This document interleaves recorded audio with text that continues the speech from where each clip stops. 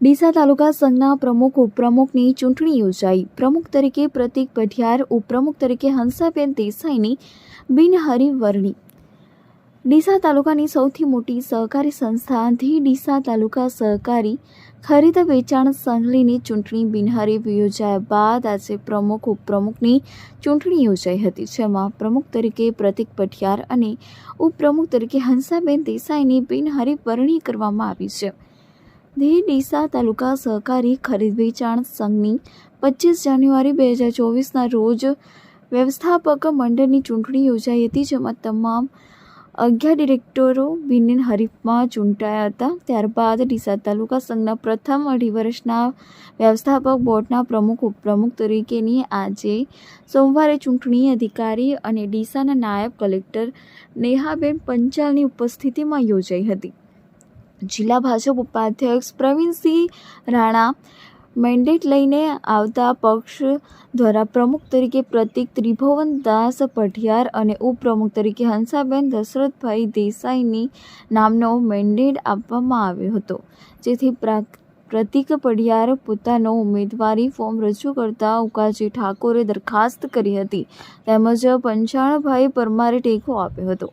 તેમજ પ્રમુખ પદ માટે અન્ય કોઈ ઉમેદવારી ફોર્મ ના આવતા પ્રતિકકુમાર પઢિયારને સંઘના ચેરમેન તરીકે બિનહરીફ જાહેર કરવામાં આવ્યા.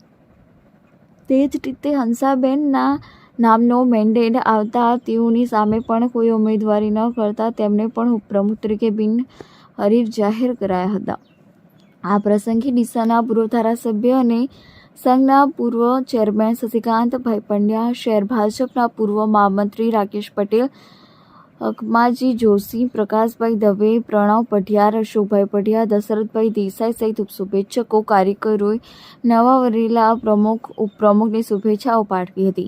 આ પ્રસંગે પ્રમુખ તરીકે વરાયેલા પ્રતિક પઢિયારે જણાવ્યું હતું કે ડીસા તાલુકા સંઘ એ ખેડૂતોની સંસ્થા છે, તેમજ અમે સમગ્ર બોર્ડ સાથે મળીને ઉત્કૃષ્ટ વહીવટ કરી ભારતીય જનતા પાર્ટીએ અમારી પણ જે ભરોસો મૂક્યો છે તેને કાયમ રાખ્યો.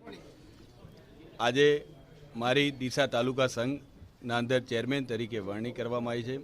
એ માટે હું ભારતીય જનતા પાર્ટીના અંદર ગુજરાત પ્રદેશ, બનાસકાંઠા જિલ્લો અને ડીસા શહેર તેમજ તાલુકાના ભારતીય જનતા પાર્ટીના હું ખૂબ આભારી છું કે મને આની જવાબદારી આપવામાં આવી છે.